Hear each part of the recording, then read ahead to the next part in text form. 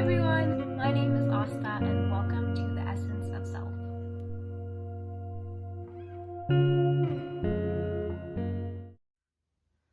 Welcome back.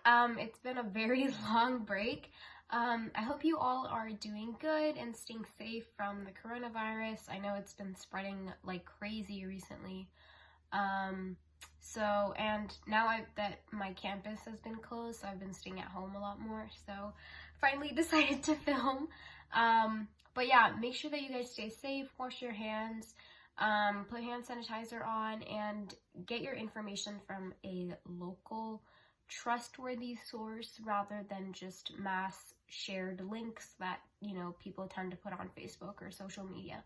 So make sure that you get all of your information from a reliable source, and that you guys stay well informed and healthy. So for this week's topic, we are doing a very heavily requested topic. Literally every time I post topics for my Tuesday talk, this one always comes up. And I thought that I have done it in the past, but I guess it was intertwined with a lot of other things. So I wanted to do a video just for that topic. Which brings me to this week's topic, which is toxic masculinity, especially in Indian households. And it's not even masculinity, it's mainly just how do you stand up to people that are older than you, respectfully share your opinions to those that might not agree with you. And I know for Desi culture, it's very looked down upon to, raise your voice against elders or contradict to somebody that's older than you, because older people are considered wise. And I feel like we often just don't say anything because we know that oh, it's my mom or my dad and I should be respectful of their ideas too, and it's probably not important. But, we have to understand that they come from a different perspective, they come from a different background than we do, and we are bound to disagree on certain topics, and that's okay. But what's not okay is that we console ourselves, we hide our own identity just to please somebody else, or just to save our, arguments, just so that we can save the fact that we might get yelled at, we might start an argument, we might start a fight with somebody, and that's okay. Fights are how we talk things out and get your opinions across. I know we all make jokes about those aunties, especially Indian kids. There's always those aunties that are the gossip aunties that, compare their own kids with other kids and talk about the gossip in their own Desi community, and we all see it as a joke, but as funny as it is, and as we all take it lightly and we don't actually think there's people like this, unfortunately in our Indian community, there are always going to be people that feel this toxic mentality that, they have to put down other people in their same community. And I'm just calling out Indians because that's the community that I've grown up around, but I bet there's a lot more ethnic and cultural groups that also do the same thing. And societally, it's just something that we've made so common to compare kids with other kids, to talk crap about others without any reason. And I think it's just so that we can prove a point, or just so that we can maintain that I am better than you kind of status. Societally, everywhere you go, you're always gonna have those people. But I think the way that it's perceived in Indian community, South Asian community as a whole, is very toxic. And what I mean by toxic is people will say things, aunties will say things, dads will compare you to other kids, and people will just talk.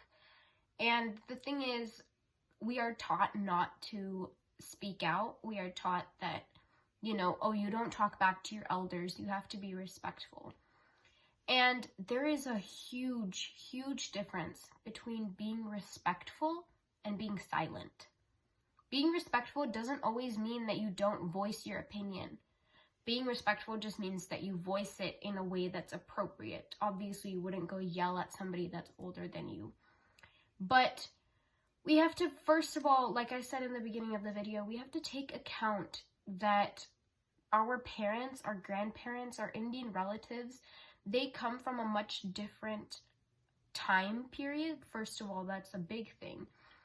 Second of all, they also come from a different environment. They've grown up in India, which obviously has different mechanisms to teach their kids lessons, or how kids are grown up there, versus in the US we are taught very differently, and schooling is very different here. So we are taught to express our ideas very different. We're given more, I think, mental freedom to be able to think whatever we want and perceive the world around us in our own way. So when you do have something that you want to talk to your parents about and you don't necessarily think that they'll agree with it, I think a lot of it comes from, we should have our mental mindset, and we should be strong with the fact that, yes, this is what I want to talk about, and it's okay if they don't agree, because I am gonna say what I want to say, and not everyone will be against you, and not everyone will be for you, and you have to be okay with that. You have to accept that there will be a difference in opinions. You can't expect to get along with your parents and talk to them about issues that you care about and not think that they won't have their own ideas towards it. So definitely, step one, accept that you have differences, acknowledge those, and know the fact that you come from the US, you've grown up in a different environment than they have, and they are entitled to their own opinion. And it is not our place, nor it is their place, to invalidate any of our opinions. The third thing, I actually see this with a lot of my friends, and I think this is kind of the biggest part in where toxic masculinity and the fact that we can't talk back to our elders comes into play, is that we try and fight those contradicting opinions. We try and start arguments over something that both sides clearly won't be able to agree on, at least not in that moment. And we'll be constantly blaming our parents, why don't you understand me, or why don't you take me seriously, or that's stupid. And yeah, it's really frustrating when somebody we care about, like our parents, like our elders, don't respect an opinion that we think is important and that we care about so deeply. But the biggest thing is, you can't go starting a fight with everyone. You're not gonna get anywhere with that. And as much as you try and respectfully voice your opinion, you can tell someone things over and over again respectfully and still try and get them to understand something, and they still won't make that effort too. And that's okay. And the first thing to do with that is, you have to understand that it's not your fault. People older than us often have a very, especially in the Indian community, they have a very closed mentality, in the sense that, they experience kind of a blockade where they only see things from where they have been raised from and what they have learned. So when they hear something that doesn't align with that path of view, obviously it's going to be a little bit contradicting.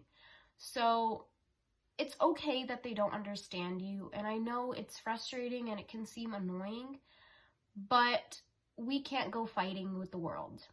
And no matter how many times you explain something to someone and they still don't get it, you won't keep going back. You can't fight fire with fire. And I think all it comes down to is knowing that your opinion is your opinion, regardless of who validates it or who invalidates it.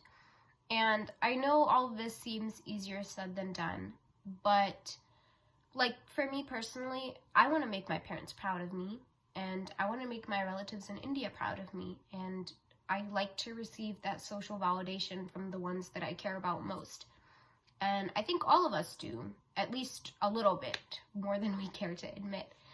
But sometimes our parents aren't going to be proud of us, and are we going to make sure that we spend the rest of our lives looking for some validation?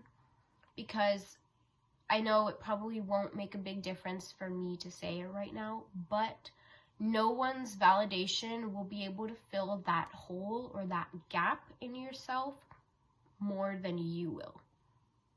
Your parents can say, I'm proud of you every single day, but if you don't feel the worth or the value in something that you have done, it doesn't matter who compliments you, who says they're proud of you. And I know friends, personally that will do anything to get that validation from their Desi parents. And I know people that will change the way that they perceive things just because that's the way their parents perceive things. You have to go in to whatever situation you're in with the mentality that you might fail and that people might not respect your opinion, because often we go into things thinking that, yes, my parents will understand me defaultly, and sometimes, whether we like it or not, parents aren't always the most understanding, and sometimes they can fail to see things from our point of view.